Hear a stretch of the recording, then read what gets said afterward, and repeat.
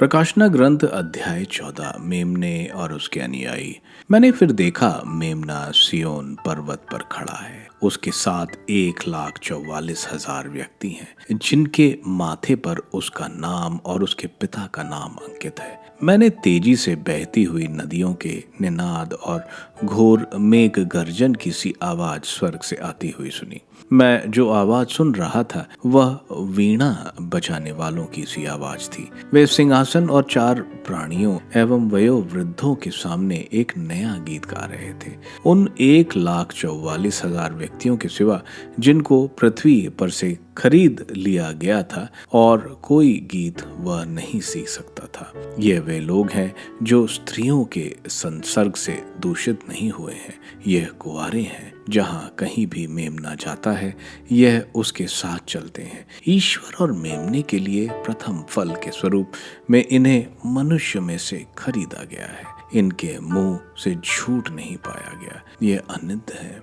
न्याय का दिन। तब मैंने एक स्वर्गदूत को मध्य आकाश में उड़ते देखा। पृथ्वी पर रहने वालों को हर एक राष्ट्र, वंश, भाषा और प्रजाति को सुनाने के लिए उसके पास एक शाश्वत सुसमाचार था। वह ऊंचे स्वर से ये कह रहा था, ईश्वर पर श्रद्धा रखो, उसकी स्तुति करो, क्योंकि उसके न्याय का दिन आ गया है। जिसने न्याय और पृथ्वी, समुद्र और जल स्रोतों की रचना की, उसकी आराधना करो। इसके बाद एक दूसरा स्वर्गदूत आया और बोला, उसका सर्वनाश हो गया है, महान बाबुल का सर्वनाश हो गया है।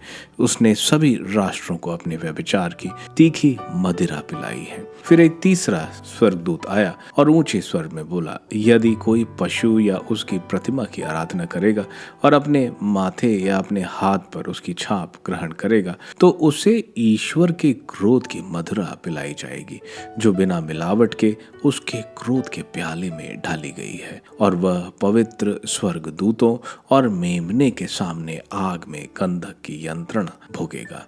जो लोग पशु या उसकी प्रतिमा की आराधना करते अथवा उसके नाम की छाप ग्रहण करते हैं, उनकी यंत्रणा का धुआं युग युगों तक ऊपर उठता रहेगा और उन्हें दिन रात कभी चैन नहीं मिलेगा। अब संतों के धैर्य का समय है, जो ईश्वर की आज्ञाओं का पालन करते हैं और ईसा में विश्वास बनाए रखते हैं। मैंने स्वर्ग में किसी को अपने से यह कहते सुना, लिखो, धन्य है वे मृतक जो प्रभु में विश्वास करते हुए मरते हैं। आत्मा कहता है, अब से वे अपने परिश्रम के बाद विश्राम करें, क्योंकि उनके सत्संग उनके साथ जाते हैं। पृथ्वी की फसल। मैंने देखा कि एक उजला बादल दिखाई पड़ रहा है। उस पर मानव पुत्र जैसा कोई बैठा हुआ है। उसके सिर पर सोने का मुकुट है और हाथ में एक पैनी हंसिया। एक दूसरा स्वर्गदूत मंदिर से निकला और ऊंचे स्वर से पुकारते हुए बादल पर बैठने वाले से बोला, अपनी हंसिया चलाकर लूनिए, क्योंकि कटनी का समय आ गया है और पृथ्वी की फसल पक चुकी है। बादल पर बैठने वाले ने अपनी हंसिया चलाई और पृथ्वी की फसल कट गई।